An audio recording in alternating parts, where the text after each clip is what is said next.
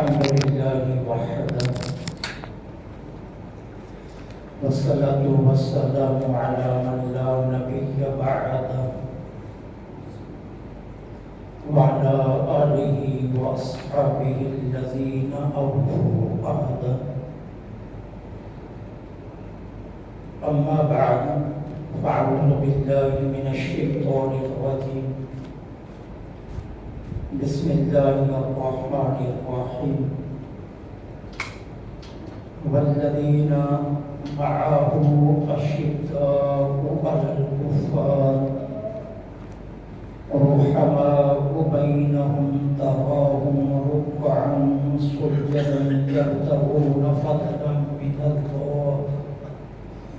يبتغون فضلا من الله ورضوانا. آمنت بالله صدق الله العظيم وصدق رسوله النبي الكريم الأمين ونحن على ذلك لمن الشاهدين والشاكرين والحمد لله رب العالمين. مولاي صل وسلم دائما أبدا على حبيبك خير الخلق كلهم. ثم الرضا عن أبي بكر وعن عمر وعن علي وعن عثمان ذي الكرم. مولاي صل وسلم دائما أبدا على حبيبك خير الخلق كلهم. فإن من جودك الدنيا وذرتها ومن علومك علم اللوح والقلم. مولاي صل وسلم دائما أبدا على حبيبك خير الخلق كلهم. رضيت بالله ربا وبالإسلام دينا وبمحمد صلى الله عليه وآله وسلم نبيا ورسولا. غريبا يا رسول الله غريبا يا رسول الله غريبا ندارا در جہاں جستوں حبیبا. بری نازم کے ہستم امت تو گناہگارم ولیکن خوش نصیبا. تمام تعریفیں اللہ رب العالمین جل سبحانہ و تعالی کے لیے خاص ہیں، جو ہم سب کا مالک بھی ہے اور ہمارا خالق بھی. وہی معبود حقیقی ہے، وہ وحدہ لا شریک ہے، کوئی اس کا شریک نہیں. کائنات ارض و سما کے ہر ذرے کے بدلے میں تا قیام قیامت بغیر کسی وقفے کے بے حد و بے حساب لاعداد انگنت درود و سلام آقا انعامدار مدنی داددار فخر دو عالم امام الانبیاء خاتم المرسلین سرکار مدینہ راحت قلب و سینہ صلی اللہ علیہ وآلہ وسلم کی ذات پاک پر کہ جن کے صدقے میں اللہ جل سبحانہ و تعالی نے ہمیں طرح طرح کی نعمتوں سے مالا مال فرمائے. معزز اور محترم سامعین، اللہ رب العالمین جل سبحانہ و تعالی نے ہمارے آقا کریم علیہ الصلاۃ والتسلیم کے تمام جلیل القدر عظیم المرتبت صحابہ کرام علیہم الرضوان کا انتخاب خود فرمایا ہے. اور قرآن کریم فرقان حمید نے اللہ رب العالمین کا وعدہ حسنہ جو تمام صحابہ کرام علیہم الرضوان سے ہے اس کا ذکر فرمایا،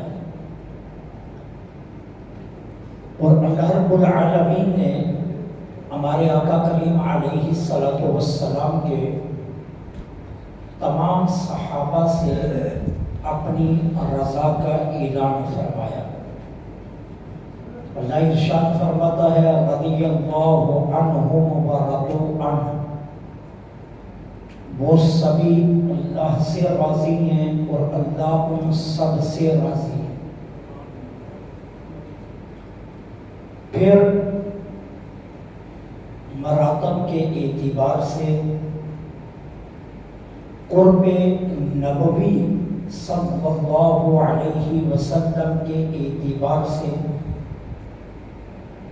وفاؤں اور جان نثاری کے اعتبار سے، فقہا نے، محدثین نے، جمہور علماء نے صحابہ کرام کے مراتب میں کچھ ترتیب کا ذکر کیا ہے۔ تمام نبیوں کے بعد سب سے افضل ترین شخصیت سیدنا صدیق اکبر رضی اللہ تعالی عنہ کی ہے۔ تمام صحابہ میں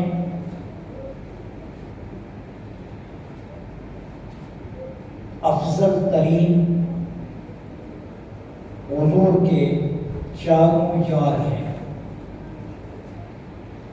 اس کے بعد عشرہ مبشرہ ہیں، وہ 10 خوش نصیب صحابہ جنہیں میرے آقا کریم علیہ الصلوۃ والسلام نے دنیا میں جنت کی بشارت دی، انہیں عشرہ مبشرہ کہا جاتا۔ عشرہ مبشرہ کے بعد افضل ترین صحابہ وہ ہیں جو بدر میں شریک ہوئے۔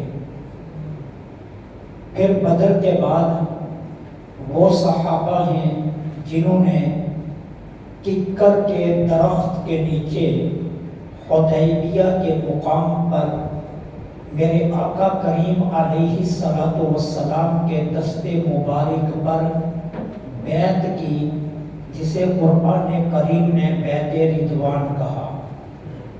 اور پھر اس کے بعد باقی صحابہ کے مقامات آتے ہیں۔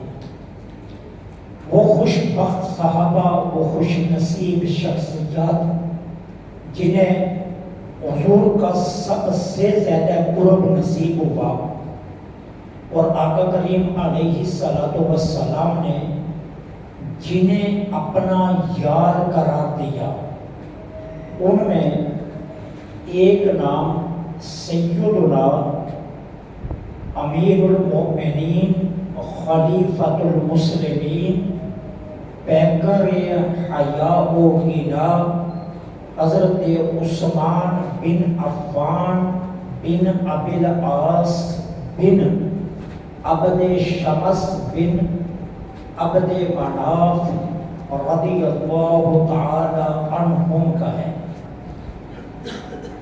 سیدنا حضرت عثمان بن عفان عام الفیل کے 6 سال بعد مکہ المکرمہ میں خاندان بنو امیہ کے اندر آپ کی ولادت ہوتی ہے۔ والد کا نام ہے عفان، دادا کا نام ہے ابی العاص، پردادا کا نام ہے امیہ، اور پردادا کے والد کا نام ہے عبد شمس، اور پردادا کے والد کا نام ہے عبد مناف۔ گویا 5ویں پشت میں حضرت عثمان بن عفان کا شجرہ نسب نبی رحمت صلی اللہ علیہ وسلم کے شجرے سے جا ملتا ہے۔ اس طرح بہت قریب کی پشت میں حضور کے ساتھ آپ کا سلسلہ نسب مل جاتا ہے۔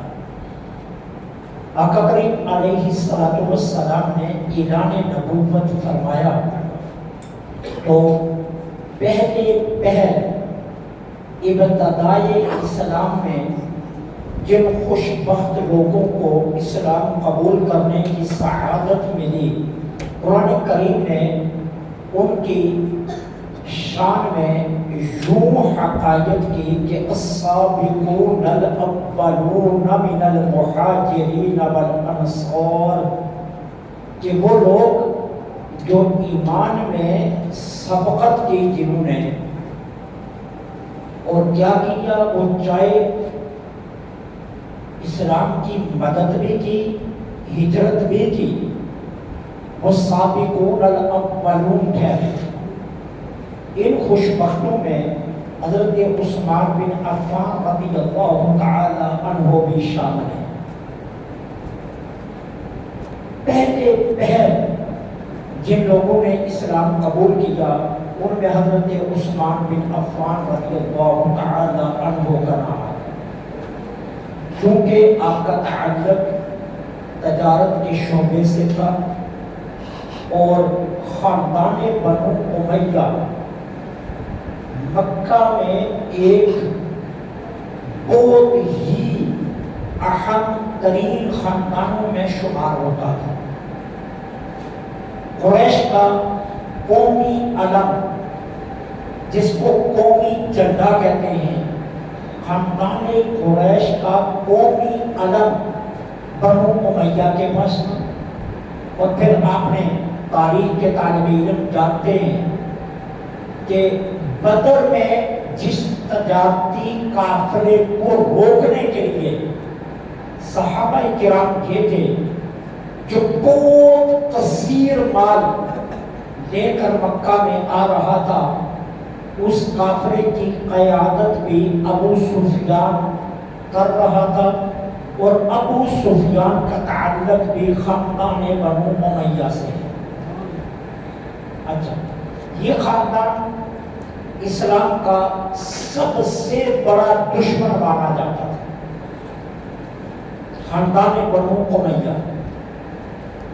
اب خاندان بنو امیہ سے حضرت عثمان بن عفان اس دور میں اسلام قبول کرتے ہیں کہ جس دور میں اسلام قبول کرنا گویا اپنی جان ہتھیلی پر رکھنے کے مترادف تھا۔ اسلام قبول کیا تو آپ کے چچا حکم بن ابی العاص نے حضرت عثمان کو رسیوں سے باندھ دیا اور رسیوں سے باندھ کر حضرت عثمان کے سامنے آگ جلا دی، اور آگ کا دھواں اس کا رخ حضرت عثمان رضی اللہ تعالی عنہ کی طرف کر دیا۔ خیال یہ تھا کہ دھوئے کی وجہ سے رسیوں میں جگڑا ہوا عثمان بہت جلد واپس دنیا کفر میں لوٹ آئے گا۔ یہ چچا کا اپنا ذاتی خیال تھا۔ چنانچہ پاس بیٹھ گیا حکم بن ابی العاص اور رسیوں میں جگڑے حضرت عثمان پر تشدد کرنے لگا۔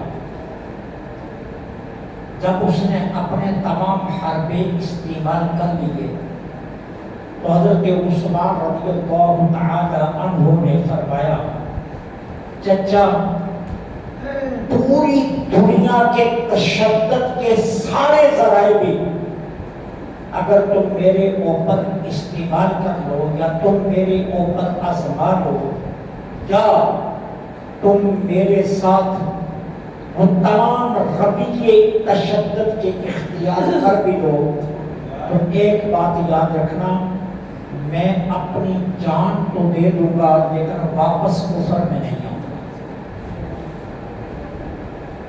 چچا نے جب حضرت عثمان کو اتنا پختہ پایا، اتنا مصمم پایا، اس نے حضرت عثمان بن عفان کی بیڑیاں اور ان کی رسیاں کھول دی۔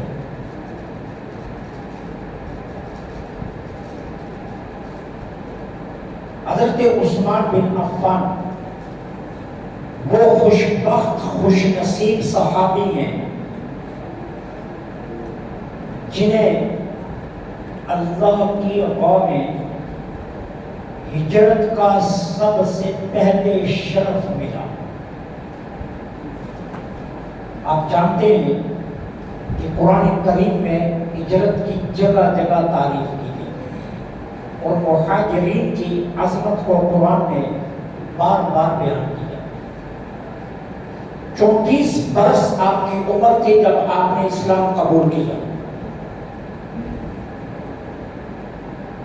چند سالوں میں مکہ والوں کے ظلم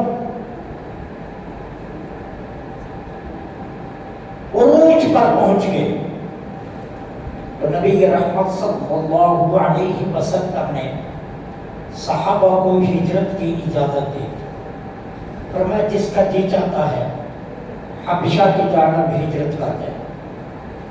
حضرت عثمان رضی اللہ تعالی عنہ اپنی اہلیہ محترمہ جو میرے آقا کریم علیہ الصلوۃ والسلام کی شہزادی ہیں، حضرت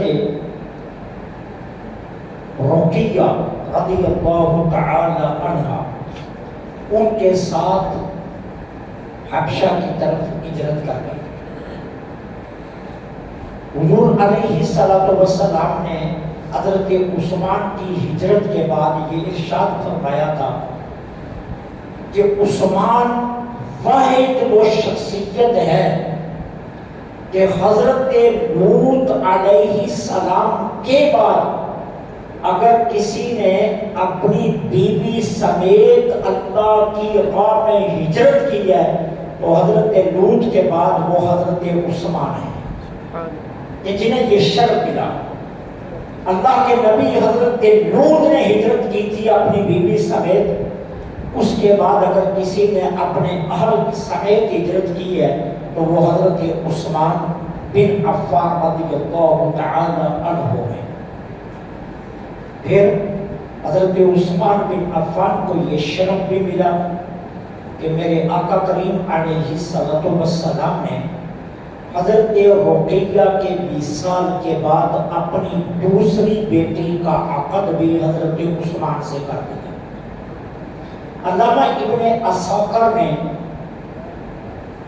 لکھا ہے المستدرک للحاکم کے اندر، امام حاکم نے لکھا ہے کہ جب حضور علیہ الصلوۃ والسلام اپنی دوسری شہزادی کا عقد حضرت عثمان سے کرنے لگے تو ایک صحابی کھڑے ہو گئے، انہوں نے عرض کیا اللہ کے رسول صلی اللہ علیہ وسلم کیا آپ اپنی دوسری بیٹی بھی عثمان کو دینے لگے ہیں؟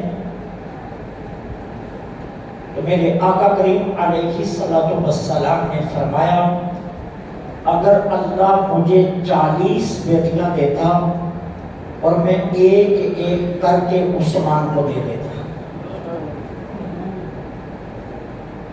یہاں سے آپ اندازہ کیجئے کہ حضور کو حضرت عثمان پر کتنا اعتماد تھا۔ حضرت عثمان رضی اللہ تعالیٰ عنہ حضور کی بارگاہ میں کتنے محبوب تھے، کتنے مقبول تھے کہ حضور فرماتے ہیں اگر اللہ مجھے 40 بیٹیاں دیتا تو میری ایک بیٹی انتقال کر جاتی، میں دوسری عثمان کو دے دیتا، وہ انتقال کر جاتی، میں تیسری دے دیتا، یہاں تک کہ اگر میری 39 بیٹیاں انتقال کر جاتی تو میں 40ویں بھی عثمان کو دے دیتا۔ یہ حضرت عثمان بن عفان رضی اللہ تعالی عنہ کا جو مقام اور مرتبہ نگاہ مصطفیٰ میں ہے وہ اس کو واضح کر رہا کہ حضور کو اپنے اس یار پر کتنا اعتماد تھا، کتنے معتمد تھے یہ بارگاہ رسالت مآب صلی اللہ علیہ وسلم میں۔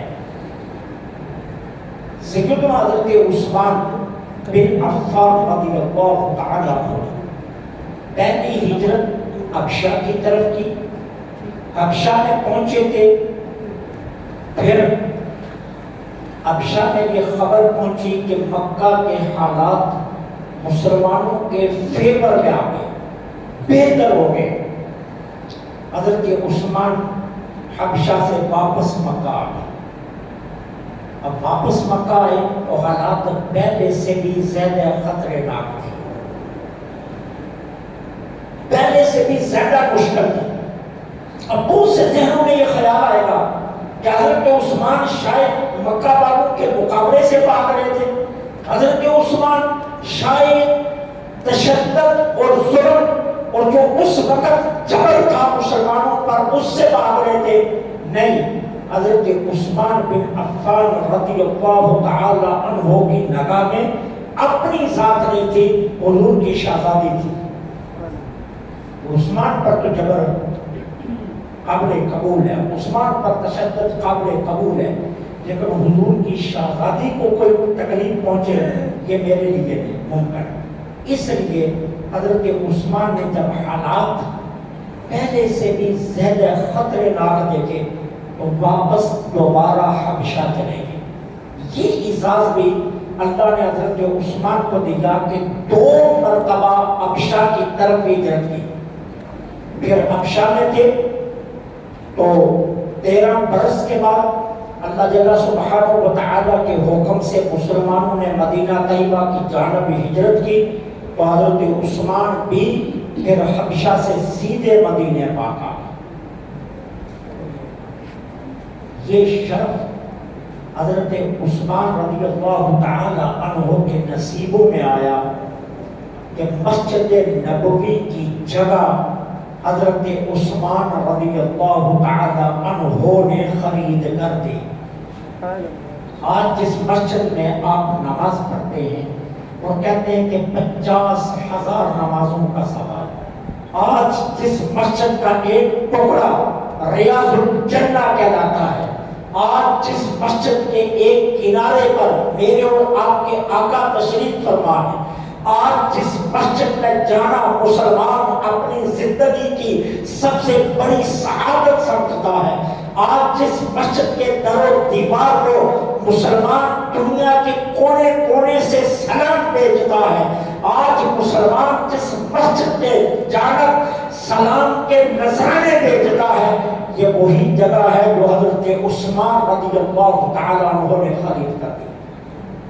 مسلمان مدینہ طیبہ میں آئے تو مدینہ طیبہ میں پینے کے پانی کی شدید ترین قلت تھی۔ صرف پورے مدینے میں ایک کنواں تھا جس کو بیر روما کہا جاتا ہے، اور یہ ایک یہودی کی ملکیت تھا، اور یہودی نے اس کنویں کو ذریعہ معاش بنایا ہوا تھا، اس کا اور کوئی کام نہیں تھا، وہ یہاں سے پانی بیچتا اور یہی اس کا ذریعہ معاش تھا۔ اب ہوا کیا، جب مسلمان مدینہ میں آ کر ٹھہرے تو اس نے پانی کا بہاؤ مسلمانوں کے لیے الگ کر دیا اور دیگر مسالک کے لیے الگ کر دیا۔ مسلمانوں کو مہنگے داموں پانی بیچتا تھا، جس سے مسلمانوں کے لیے بہت مشکل حالات پیدا ہو گئے۔ اب حضرت عثمان بن عفان رضی اللہ تعالی عنہ کو اللہ جل سبحانہ و تعالی نے یہ سعادت بخشی کہ حضرت عثمان بن عفان رضی اللہ تعالی عنہ نے وہ کنواں خرید کر مسلمانوں کے لیے وقف کر دیا۔ یہ شرف حضرت عثمان بن عفان کے حق میں آیا، یہ کنواں خرید کر مسلمانوں کے لیے وقف کر دیا کہ آج کے بعد کوئی مسلمان پیسوں کے ذریعے بہاؤ کے ساتھ پانی نہیں لے گا، یہ کنواں مسلمانوں کے لیے عام ہے۔ جس کا مسلمان کا جتنا جی چاہے اس کنویں سے پانی بھرے، کوئی اسے روک ٹوک نہیں سکتا۔ نبی کریم صلی اللہ علیہ وسلم اس بات پر کتنے خوش ہوئے، حضور چل کر بیر روما پر تشریف لائے اور بیر روما کے منڈیر پر کھڑے ہو کر میرے آقا نے فرمایا عثمان جنت تیرے لیے لازم ہے۔ یہ شرف حضرت عثمان کے نصیبوں میں ہے۔ آج لاکھوں مسلمان ایسے ہیں جنہوں نے اپنی ساری زندگیاں مدینہ طیبہ میں بیٹھ کر گزار دی، ایک آرزو لے کر، ایک تمنا لے کر۔ ہمارے پاکستان سے سینکڑوں مسلمان میری نگاہ میں اس وقت موجود ہیں جنہوں نے اپنی ساری زندگیاں مدینہ طیبہ میں اس لیے گزاری کہ کاش ہمیں مدینے مرنا نصیب ہو جائے اور جنت البقیع کے اندر ہمارا مدفن بن جائے۔ اس شرف کے لیے کیوں؟ سرکار علیہ الصلوۃ والسلام نے فرمایا قیامت کے دن سب سے پہلے میں جنت البقیع والوں کی شفاعت کروں گا، یہ میرے نبی کا فرمان۔ دوسرا اس لیے کہ جنت البقیع یہ دنیا کا وہ خوش نصیب قبرستان ہے جس پر روح کو دیکھا جائے تو یہ میرے آقا کے قدموں میں آتا ہے۔ حضور کے قدمین شریفین جنت البقیع کی طرف ہے، یہ شرف بھی جنت البقیع کو حاصل ہے۔ لیکن قربان جائیے یہ شرف بھی حضرت عثمان بن عفان کے نصیبوں میں آیا کہ جنت البقیع کی زمین بھی حضرت عثمان نے خرید کر وقف کی تھی۔ سبحان اللہ، یہ شرف بھی حضرت عثمان بن عفان کے نصیبوں میں آیا کہ جنت البقیع کی زمین حضرت عثمان بن عفان رضی اللہ تعالیٰ عنہ نے خرید کر وقف کی تھی۔ بیر روما حضرت عثمان نے خریدا، مسجد نبوی کی جگہ حضرت عثمان نے خریدی، جنت البقیع حضرت عثمان نے خرید کر وقف کیا۔ آپ خود فیصلہ کیجئے حضرت عثمان کا قد کتنا اونچا ہے، کتنا بڑا ہے۔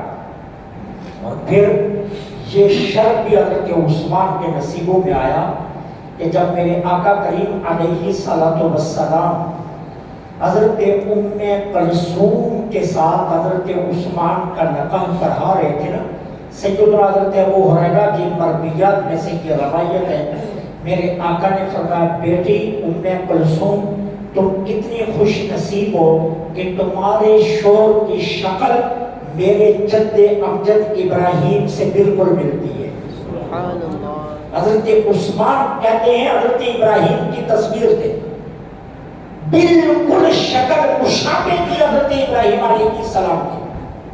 اور فرمایا بیٹی تو کتنی خوش بخت ہے کہ تیرے شوہر کی شکل میرے جد امجد ابراہیم علیہ السلام کے ساتھ ملتی ہے۔ اور بات یہی ختم نہیں ہوئی، پھر میرے آقا نے آگے فرمایا بیٹی تو اس اعتبار سے بھی خوش نصیب ہے کہ اخلاقی لحاظ سے میرے سب سے قریب ترین جس شخص کی مشابہت بنتی ہے وہ عثمان بن عفان ہے۔ کہ حضور کے اخلاق عالیہ کا اگر بہتر حضور کے اخلاق کریمانہ من و عن اگر کسی ذات میں دیکھنے ہوگے تو وہ حضرت عثمان بن عفان کی ذات ہے کہ جو اخلاقی اعتبار سے میرے آقا کریم کے اخلاق کے بالکل قریب تھے اور جو شکل کے اعتبار سے سیدنا حضرت ابراہیم خلیل اللہ علیہ السلام کے بالکل مشابہ تھے۔ یہ شرف بھی حضرت عثمان بن عفان رضی اللہ تعالی عنہ کو قد اونچا تھا، انتہائی خوبصورت تھے، رنگ گورا اور سفید تھا۔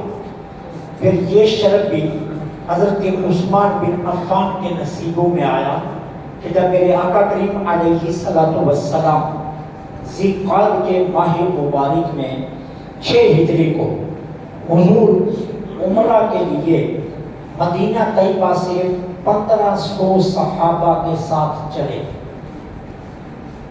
لیکن آگے سے اطلاع یہ ملی کہ کفار مکہ یہ سمجھتے ہیں کہ مسلمان حملہ کرنے آ گئے. لہذا انہوں نے جنگ کی تیاری کر لی ہے اور ان کا خیال یہ ہے کہ ہم مسلمانوں کو مکہ میں داخل نہیں ہونے دیں گے اور مکہ سے باہر نکل کر ہم مسلمانوں سے لڑیں گے اور ہر صورت میں قتال کر کے ہم یہ جنگ جیتیں گے. ادھر سے 1500 صحابہ احرام باندھ کر قربانی کے جانور ساتھ لے کر نکل گئے. اب حالانکہ عمرے میں قربانی ہوتی نہیں ہے، لیکن یہ عجیب اتفاق تھا کہ چونکہ 6 برس گزر چکے تھے مکہ سے گئے ہوئے، تو حضور نے فرمایا کہ نفلی قربانیاں ساتھ لے لو کہ ہم وہاں مکہ میں جا کر قربانیاں کریں گے. یہ نفلی قربانیاں تھیں، یہ نہ سنت تھی نہ واجب تھی. تو اس طرح مسلمان جو ہے وہ چلے. حدیبیہ کے مقام پر آ کر سرکار علیہ الصلوۃ والسلام کا یہ نورانی قافلہ ٹھہر گیا. مذاکرات کے لیے حضرت عثمان بن عفان رضی اللہ تعالیٰ عنہ کو مکہ میں بھیجے گا. ابان بن سعید جو حضرت عثمان کے قریبی رشتہ دار تھے، انہوں نے پہلے حضرت عثمان کو امان دی، وہ مکہ میں داخل ہوئے اور اس کے بعد مذاکرات کا سلسلہ آگے چلا. کفار کی طرف سے عبداللہ بن مسعود ثقفی، جنہوں نے ابھی تک کلمہ نہیں پڑھا تھا، وہ سفیر قریش بن کر آئے اور حضور کے سفیر حضرت عثمان بن کر مکہ آئے. مذاکرات کا سلسلہ چل رہا تھا. دن بڑھتے گئے، بات کوئی طے نہ ہو رہی تھی. کسی بدبخت نے یہ خبر پھیلا دی کہ حضرت عثمان کو شہید کر دیا گیا. حضور علیہ الصلوۃ والسلام تو جانتے تھے ایسا کچھ بھی نہیں ہے، لیکن اس کے باوجود مسلمان کی تسکین کے لیے میرے آقا کریم علیہ الصلوۃ والسلام ککر کے درخت کے نیچے بیٹھ گئے اور فرمایا آؤ ایک ایک کر کے میرے ہاتھ پر بیعت کرو کہ ہم یہاں سے اتنی دیر تک واپس نہیں جائیں گے جتنی دیر تک عثمان کے خون کا بدلہ نہیں لے لیتے. یہ شرف حضرت عثمان کو ملا ہے. آج تک آدم سے لے کر اس بیعت رضوان تک کسی نبی نے کسی ایک شخصیت کے خون کے بدلے کی بیعت نہیں لی تھی. اگر کسی کے خون کے بدلے کی بیعت ہوئی ہے تو وہ حضرت عثمان ہے. اور یہ شرف بھی حضرت عثمان کو ملا کہ اللہ نے اس پوری بیعت کا ذکر قرآن کریم کے اندر کیا. سورہ فتح کے اندر 12 نمبر 26 میں اللہ نے یہ پوری بیعت کو بیان کیا. اور رب نے کیا کہا؟ محبوب اوپر صحابی ہاتھ رکھتا تھا یا نیچے رکھتا ہے بیعت کے لیے؟ یہ صحابی کا ہاتھ ہوتا، اوپر میرے آقا اپنا دایاں ہاتھ رکھتے اور فرماتے کیا کر؟ مجھ محمد سے بیعت کر، عثمان کے خون کا بدلہ لے گا. یہ جملے ہوتے. جب بیعت مکمل ہو گئی تو اللہ نے حدیبیہ کے مقام پر قرآن نازل کیا. محبوب یہ اوپر ہاتھ آپ کا نہیں تھا، یہ اللہ کا ہاتھ تھا. اب یہ بیعت کسی نماز کے لیے نہیں ہو رہی ہے، یہ بیعت حج کے لیے نہیں ہو رہی ہے، یہ بیعت خون عثمان کے لیے ہو رہی ہے. اور خون عثمان کے لیے جو بیعت ہوئی ہے، اللہ نے اس بیعت میں اپنے محبوب کے ہاتھ کو اپنا ہاتھ قرار دے دیا.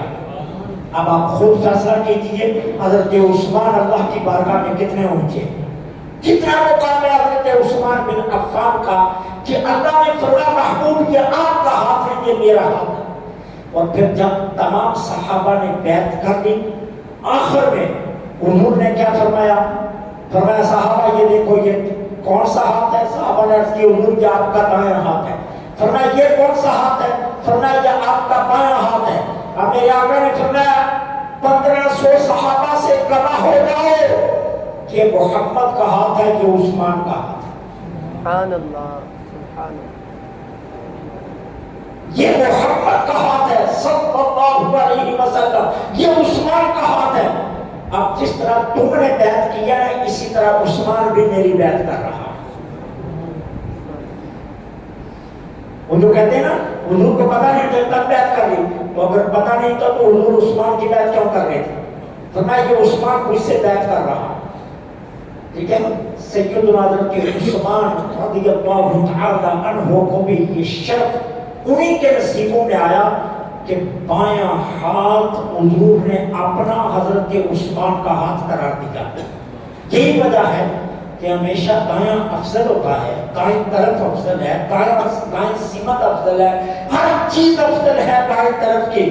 لیکن حضرت عثمان ساری زندگی یہ کہتے تھے نہیں میرا بایاں ہاتھ افضل ہے، لوگوں کا دائیں ہاتھ افضل ہے لیکن میرا بایاں ہاتھ افضل ہے، کیونکہ میرے بائیں ہاتھ کو رسول اللہ نے اپنا ہاتھ قرار دیا۔